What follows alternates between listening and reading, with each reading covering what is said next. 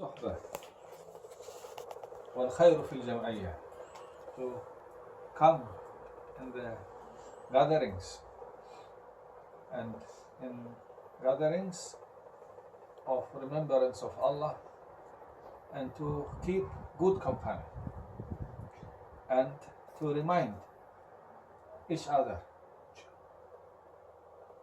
Reminding, giving sohbas, talking, reminding each other is from the fundamentals of the teachings of Sayyidina Rasulullah sallallahu alaihi wasallam, as he is mentioning through the Holy Hadith that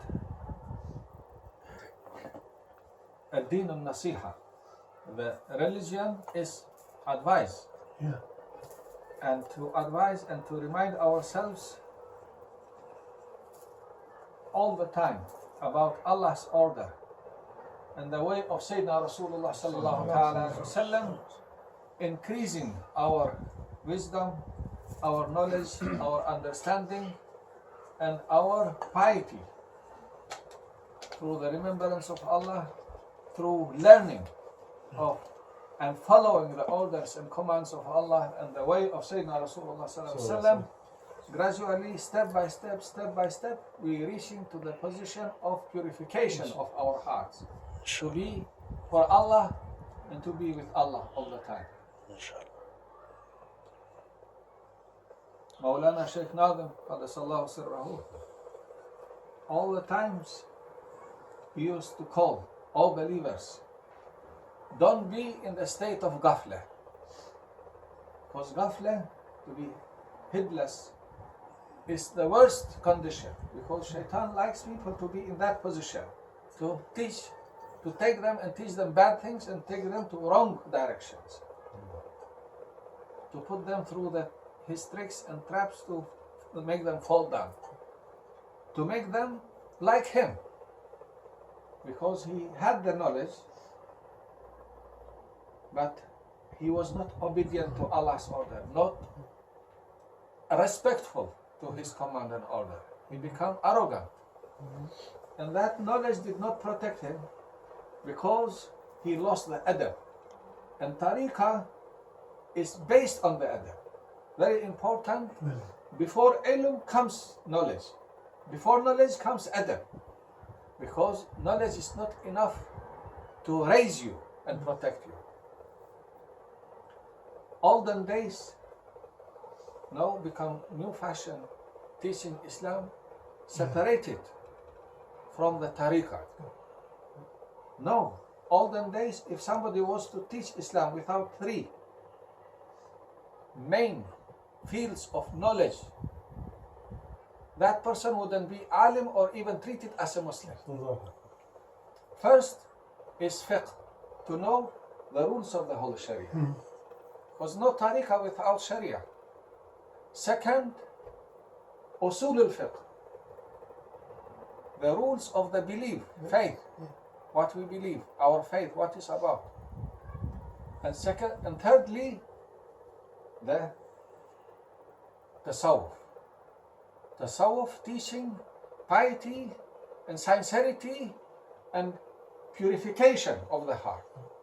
Because it's not good enough just to have the knowledge in your head and to know the rules without being purified and sincere what you're doing. Not to have the hawa and not to have the nafs, not to have the prideness what you're doing, because that is not going to be counting, not be qualified or accepted as a good deed.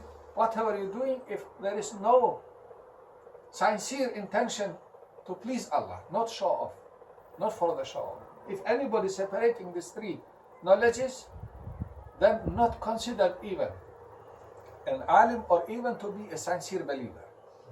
Because these three coming together, then protecting you from falling in the traps and tricks of the shaitan, nafs and hawa. Because all of this pulling right and left. Why all of this Allah created for us? If it was not for shaitan, not for hawa, not for nafs, not for dunya, we wouldn't have been tested and wouldn't have been raised through the maqams. Because the bigger the challenge, biggest challenges and troubles and difficulties Allah put for His most beloved servants, prophets and messengers. They are the ones who has been going through most difficult tasks. But they are in the highest positions because they all the time, every time some difficulty coming, their station going higher and higher and higher. Angels, they don't have this test we are going through. They don't have nafs, they don't have anything to connect with the dunya, they don't have anything to connect with the hawa, with their wishes and with their egos, and nothing to connect them with whatever surrounding us from the dunya. And shaitan, no influence over them, because they don't have these elements which people, mankind have. This is why their position same, not raising, not decreasing. They just following the order and obeying. Nobody can cheat or take them away from what Allah is ordering them to do. Some of them in the state of ruku, some of them sujood, some of them tasbih, all types of tasbih, salawat, all this, and nobody can distract them, because nothing to distract them. But for us, many distractions coming through our ways in every step. And these distractions are there for us when we are dedicating sincerely and connecting our hearts and remembering Allah and doing everything to please Him and obeying and following His command and order through the Holy Sharia and through the holy teachings of the Tariqah and Tasawwuf. Then we fastest way of reaching to the highest positions and highest, most honorable positions, which even angels don't ever reach, can come through this. For such a short period of time, what's separating us from reaching to the highest honorable maqams is just one step. And this is why we going just like somebody who entering a roundabout and never progressing anywhere, because we never taking that step. That step is to step in our ego, to say no.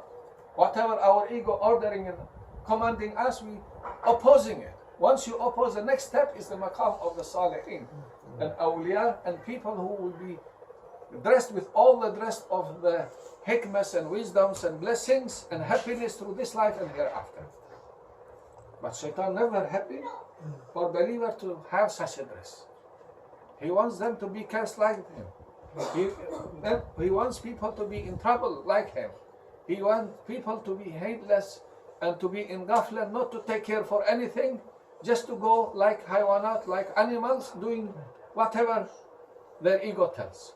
Then what is the difference between us, mankind, and animals if we are not recognizing what we are doing? We are just following our egos, and we just want more and more to collect and never thinking how, what is the order of Allah about this dunya. If this dunya was worth, according to the hadith of Sayyidina Rasulullah sallallahu alaihi wasallam, as one wing of the mosquito, Allah wouldn't have granted for non-believers to have even a drink of water from this dunya, let alone whatever else Allah granting to everyone from endless blessings through this dunya. But the real blessings and the real ni'mas are the ones in Akhirah. Allah has prepared for eternity. In this dunya, it's nothing. It's like a short dream. But because we are looking at this dunya with a different vision, with the vision of the worldly, not divine guidance and teachings and orders, then we are seated and we are thinking this is everything. We must collect more and more. We must take more from this dunya. And these enjoyments of the dunya are very limited. If somebody brings in front of you a honey, you may take one spoon. This is Maulana how he was teaching us through examples. If you take more, 2, 3, 4, 5, somebody even trying to force you to take 10, you will say, oh no, I can't, please, don't give me more. Because the limitation is there for our bodies, for our needs. Maulana was also saying, if somebody is wearing one jubba or one coat, this is enough. If you have 10 and you're trying to wear them, people will think you are mad because you just need one. But people collecting 10, 20, even still thinking it's not enough. More. Satisfaction. To be grateful with the little, Allah putting blessing on it. But people thinking this is, we have been created for this dunya. No. This dunya has been created for us. Allah created us for Him. And this is where the tariqah is coming in tasawwuf, to remind us to be in the state of remembrance, to be in the state of worshipping Allah continuously. This is the maqam of Sayyidina Rasulullah sallallahu alaihi wasallam. He was in the maqam of dhakirin. His heart never stopping, even when he's sleeping, saying Allah, Allah, Allah, Allah. What does it mean this? When your heart is with Allah, is there any way for shaitan to interfere with such a heart? Or to take you in wrong directions? You are dressed with the light from divine presence. He cannot penetrate. He cannot come close. He will run away. Sayyidina Umar was such a strong believer. He dressed with such a light.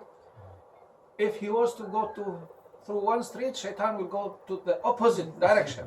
He will run away because of his hayba, his light and his power of iman, of faith. Sayyidina Abu Bakr Siddiq, Sayyidina Rasulullah saying about him, if he was to put the faith of all the ummah in one side and his belief, his faith, will be much heavier and much stronger than the whole ummah. Because he was a Siddiq. He was completely surrendering to Allah Almighty and obeying to Him. And obeying to Sayyidina Rasulullah and sacrificing for him everything. One day, Sayyidina Rasulullah asking companions to bring some wealth to support believers for a battle. Sayyidina Umar was strong and brave and generous. And he was competing, because believers all the time compete in goodness. وَتَعَاوَنُوا عَلَى الْبِرِّ وَالتَّقْوَى وَلَا تَعَاوَنُوا عَلَى الْإِثْمِ وَالْعُدْوَانِ. For believers all the time to compete and to cooperate and work together for goodness and what leading us to piety, and never to work or join groups or people who wants to harm anyone. No shar from believers, only khair, only goodness.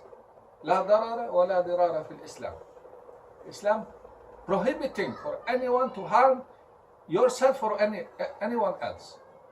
And Sayyidina Umar coming and bringing half of his wealth in the presence of Sayyidina Rasulullah, and he's waiting for Sayyidina Abu Bakr what he's bringing. And he's hoping this time he will be higher than Sayyidina Abu Bakr in his generosity. Because every time he's overcoming everybody in his generosity. And he was waiting, he said, nobody will bring half of the property. If you have 10,000 pounds, bringing 5,000 is a big amount. And once Sayyidina Abu Bakr coming, he's bringing everything, 100%, not 50%. And Sayyidina Rasulullah asking him, what did you leave for your family? What his answer was? His answer, I left for them Allah Almighty and His Prophet. Enough for them. They don't need anyone else. They don't need me. They don't need my wealth. They need only Allah Almighty. He is enough for them. And you are enough. And Sayyidina Abu Bakr watching this, and he said, Umar failed again. He cannot ever compete with Sayyidina Abu Bakr, because his faith is not like an ordinary any believer. Matching the faith of all the ummah up to the end of the time. He is a Siddiq. And this is why the Tariqah Naqshbandiyya, coming from him, all whatever Prophet ﷺ received through his heart, put in the heart of Sayyidina Abu Bakr. And Sayyidina Ali also. And all other Tariqahs, Sufi ways, coming from Sayyidina Ali, 40 different springs of the wisdoms, of the enlightenment, of the spiritual guidance and support. Sayyidina Rasulullah give to Sayyidina Ali, and one give to Sayyidina